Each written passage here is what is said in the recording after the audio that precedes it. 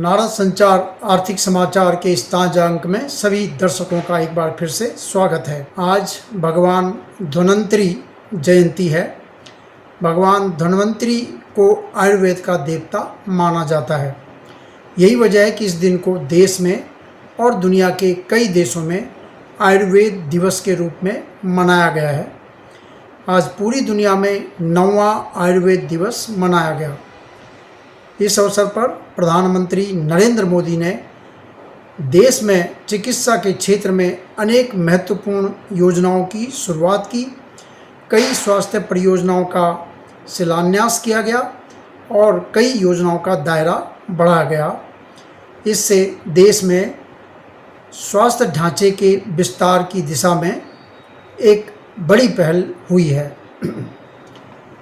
स्वास्थ्य सुविधाओं के क्षेत्र में कुल मिलाकर आज 12,850 करोड़ रुपए की अनेक योजनाओं की शुरुआत, उद्घाटन या उनका शिलान्यास किया गया। इन योजनाओं को स्वास्थ्य एवं परिवार कल्याण मंत्रालय, औषधि विभाग, रसायन और उर्वरक मंत्रालय, श्रम एवं रोजगार मंत्रालय और आयुष मंत्रालय के तहत क्रियान्वित किया जाएगा। इसके साथ ही प्रधानमंत्री ने 5 स्तंभों पर टिकी स्वास्थ्य नीति का भी घोषणा की, उसका अनावरण किया।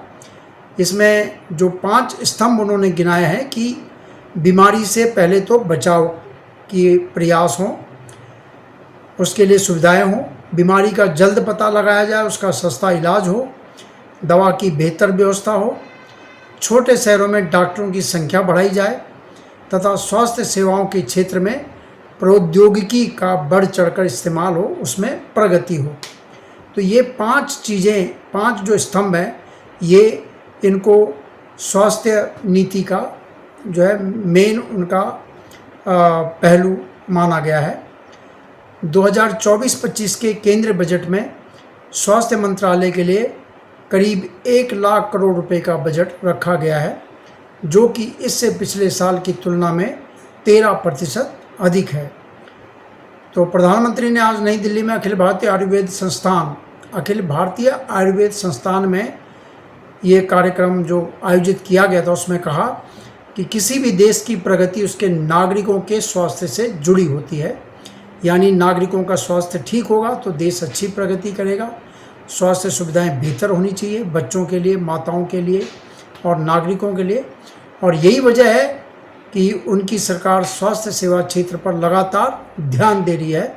उन्होंने कहा कि विशेष रूप से गरीब परिवार को बीमारी के कारण कई बार अनेक लंबी बड़ी समस्याओं का सामना करना पड़ता है और ऐसे परिवारों को, जो गरीब परिवार हैं, इस समस्या से निजात दिलाने के लिए सरकार ने आयुष्मान भारत प्रधानमंत्री जन आरोग्य योजना की शुरुआत की है। आयुष्मान भारत जन आरोग्य योजना का नाम आपने सुना होगा। ये सितंबर 2018 में शुरू की गई। इसके तहत शुरुआत में जो गरीब परिवार हैं उनको अस्पताल में भर्ती होने पर 5 लाख रुपए तक के मुफ्त इलाज की सुविधा उपलब्ध कराई जाती है। यानी उनका 5 लाख तक का स्वास्थ्य बीमा होता है।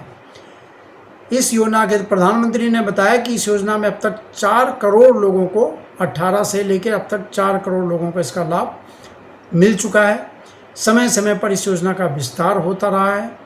गरीब परिवारों के अलावा इसमें आंगनबाड़ी कर्मियों को शामिल किया गया, उनके सहायकों को, और जो आशा वर्कर हैं उनको भी इस योजना के दायरे में लाया गया। यानी ये आंगनबाड़ी वर्कर भी अब निजी अस्पतालों में, जो निजी अस्पताल हैं, 5 लाख रुपए तक का अपना इलाज करा सकते हैं।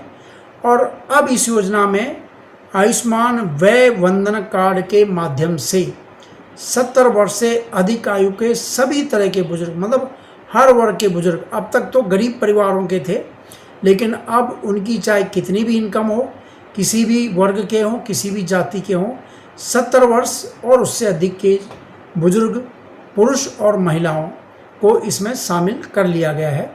तो इसका दायरा एक बार और बढ़ाया गया है। तो आज इस योजना की शुरुआत कर दी गई है। घोषणा तो कुछ दिन पहले कर दी गई थी, लेकिन आज इसकी शुरुआत हो गई है। आज से 70 वर्ष से अधिक हर वर्ग के, किसी भी आय वर्ग के बुजुर्ग पुरुष और महिलाएं इस योजना का अब वो लाभ उठा सकते हैं। तो ये कहा गया है कि अब इससे 6 करोड़ वरिष्ठ नागरिक जो 70 साल से अधिक उम्र के हैं उनको इसका लाभ मिलने लगेगा। ये योजना 3,437 करोड़ रुपए की, इस योजना के तहत अब सभी वरिष्ठ नागरिक 70 साल से अधिक उम्र के उनको इसका लाभ मिलेगा। हालांकि ये एक खास बात है कि दिल्ली और पश्चिम बंगाल में ये आयुष्मान भारत प्रधानमंत्री जन आरोग्य योजना लागू नहीं है। अब ऐसे में ये सवाल खड़ा तो होता ही है कि इन राज्यों के बुजुर्गों को क्या उन राज्यों के सरकारी अस्पताल या केवल राज्य सरकार की जो स्वास्थ्य सेवाएं हैं उन पर ही निर्भर रहना पड़ेगा, या उन्हें भी कोई इसका विकल्प है कि इस प्रधानमंत्री जन आरोग्य योजना का लाभ मिल पाएगा। ये एक बड़ा सवाल है। प्रधानमंत्री ने इस अवसर पर कहा कि स्वास्थ्य किसी भी देश की सबसे बड़ी संपत्ति है। ये तो स्वाभाविक बात है कि स्वास्थ्य एक बड़ी संपत्ति है। स्वस्थ जनता ही, स्वस्थ नागरिक ही देश की प्रगति में बढ़ चढ़कर भाग ले सकते हैं। योग के जरिए भारत की इस अवधारणा को पूरी दुनिया में स्वीकृति मिल रही है। आज धनतेरस भी है, तो धनतेरस को स्वास्थ्य और समृद्धि से जोड़ते हुए उन्होंने कहा कि आज दुनिया के 150 से अधिक देशों में आयुर्वेद दिवस मनाया जा रहा है। उन्होंने देश के मेडिकल कॉलेजों में 75,000 नई MBBS और MD, जो ये डॉक्टर जो बनते हैं, MBBS की डिग्री जो होती है, और MD, ऐसी 75,000 और सीटें जोड़ने की अपनी प्रतिबद्धता को दोहराया है ताकि देश में डॉक्टरों की बढ़ती मांग को पूरा किया जा सके। तो ये एक बड़ी घोषणा है। एक घोषणा तो हो गई, 70 साल से बड़ी आयु के हर आय वर्ग के लोगों को अब आयुष्मान भारत में जोड़ दिया गया है और उनके लिए लाभ जो है आज से लागू हो गया। दूसरी ये बड़ी घोषणा कि 75,000 नई MBBS और MD की सीटें जोड़ी जाएंगी। ये हालांकि पहले उन्होंने कहा है कि, लेकिन इसको दोहराया है उन्होंने। स्वास्थ्य क्षेत्र से जुड़ी जिन बुनियादी ढांचा परियोजनाओं का आज शुभारंभ किया गया, उनमें भारत के पहले अखिल भारतीय आयुर्वेद संस्थान के दूसरे चरण का उद्घाटन भी शामिल है।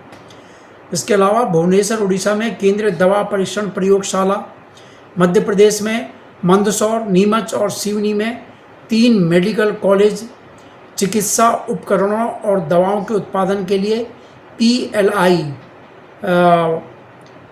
योजना है, जिस प्रोत्साहन से जुड़ी निवेश योजना के तहत 5 परियोजनाओं, 4 आयुष उत्कृष्टता केंद्रों और देश के विभिन्न क्षेत्रों में स्थित अखिल भारतीय आयुर्विज्ञान संस्थानों में जो एम्स हैं, देश में कई जगह एम्स खुले हैं, तो उनमें अनेक परियोजनाओं की शुरुआत को शामिल है। जो आज जो ये किया गया है कि उनमें नई परियोजनाएं, नए उनके विस्तार कार्यों के लिए उसमें शुरुआत की जाएगी। मध्य प्रदेश इंदौर में ESIC, अब ये श्रम और रोजगार मंत्रालय के तहत आ गए कि इंदौर में ESI अस्पताल का उद्घाटन किया गया। प्रधानमंत्री ने मध्य प्रदेश में 5 नर्सिंग कॉलेजों का भी शिलान्यास किया। शिलान्यास यानी कॉलेज बनाए जाएंगे। प्रधानमंत्री आयुष्मान भारत स्वास्थ्य अवसंरचना मिशन PMABHIM जिसको बोलते हैं, के तहत हिमाचल प्रदेश में, कर्नाटक, मणिपुर, तमिलनाडु, राजस्थान, इन 5 राज्यों में 21 गहन देखभाल ब्लॉक बनाए जाएंगे। उड़ीसा और छत्तीसगढ़ में 2 योग और प्राकृतिक संस्थानों को बनाया जाएगा। एम्स नई दिल्ली और बिलासपुर के एम्स में विस्तार परियोजनाओं के अलावा 5 राज्यों में, फरीदाबाद हरियाणा में फरीदाबाद, बोम्मा सांद्रा कर्नाटक में, नारसपुर इंदौर मध्य प्रदेश, मेरठ उत्तर प्रदेश, अच्युतापुरम आंध्र प्रदेश में 1,641 करोड़ रुपए की लागत से ESI अस्पतालों का शिलान्यास किया गया। यानी इन शहरों में जो ये राज्य हैं, इनके शहरों में ESI के अस्पताल बनाए जाएंगे। 4 राज्यों में राष्ट्रीय औषधि शिक्षा और अनुसंधान संस्थान में 4 उत्कृष्टता केंद्रों की शुरुआत या उनका शिलान्यास किया गया। स्वास्थ्य सेवा में डिजिटलीकरण की शुरुआत, ये जो यानी जो कहा गया था कि हाई टेक्नोलॉजी जो शुरू होगी, तो ये डिजिटलीकरण की शुरुआत करते हुए करीब 3 करोड़ गर्भवती महिलाओं और 2 करोड़ 60 लाख शिशुओं को लाभ पहुंचाने के लिए टीकाकरण सेवाओं के पूर्ण डिजिटलीकरण के लिए डिजिटल प्लेटफॉर्म यू-विन पोर्टल की शुरुआत की गई। यानी जो गर्भवती महिलाओं को टीके लगते हैं, छोटे बच्चों को जो टीके लगते हैं, तो उसके लिए यू-विन पोर्टल पर जो है अब शुरुआत कर दी गई कि वहाँ आप जो है बुक कीजिए, आपका पूरा डिटेल उसमें आ जाएगा और वहाँ कहाँ टीका लगेगा सारी जानकारी उसमें होगी। जैसा कि आपने देखा होगा कोरोना काल के दौरान उसमें भी पोर्टल के इसी पोर्टल के थ्रू जो है ये टीकाकरण किया गया था। मौजूदा संबंध और स्वास्थ्य पेशेवरों और संस्थानों का केंद्रीकृत डाटाबेस भी इसमें होगा, कहाँ कहाँ क्या क्या सुविधाएं हैं। इसके साथ ही देश का प्रकृति परीक्षण अभियान भी शुरुआत की गई ताकि नागरिकों में स्वास्थ्य के प्रति जागरूकता बढ़ाई जा सके। तो ये तमाम चीज़ें, इसके अलावा एम्स ऋषिकेश उत्तराखंड में, तेलंगाना में एम्स बीबी नगर, एम्स गुवाहाटी, एम्स भोपाल, एम्स जोधपुर राजस्थान में, पटना, एम्स बिलासपुर हिमाचल प्रदेश, एम्स रायबरेली उत्तर प्रदेश, एम्स रायपुर छत्तीसगढ़, RIMS इंफॉल मणिपुर और एम्स मंगलागिरी आंध्र प्रदेश जैसे दूर दराज स्थित क्षेत्रों में स्वास्थ्य सेवाओं की पहुंच बढ़ाने के लिए 11 तृतीय देखभाल संस्थानों में ड्रोन सेवाओं की शुरुआत की गई। तो तमाम मतलब स्वास्थ्य ढांचे के विस्तार, उसको समृद्ध बनाने के लिए, उसका दूर दूर इलाकों तक उसकी पहुंच सुनिश्चित करने के लिए आज अनेक घोषणाएं की गई हैं। स्वास्थ्य बहुत महत्वपूर्ण विषय है, इसलिए मैंने सोचा कि इस चीज़ के बारे में आपको जानकारी आप तक पहुंचाई जानी चाहिए। तो इस वीडियो में इतना ही। हमारे वीडियो को लाइक शेयर कीजिए। नमस्कार।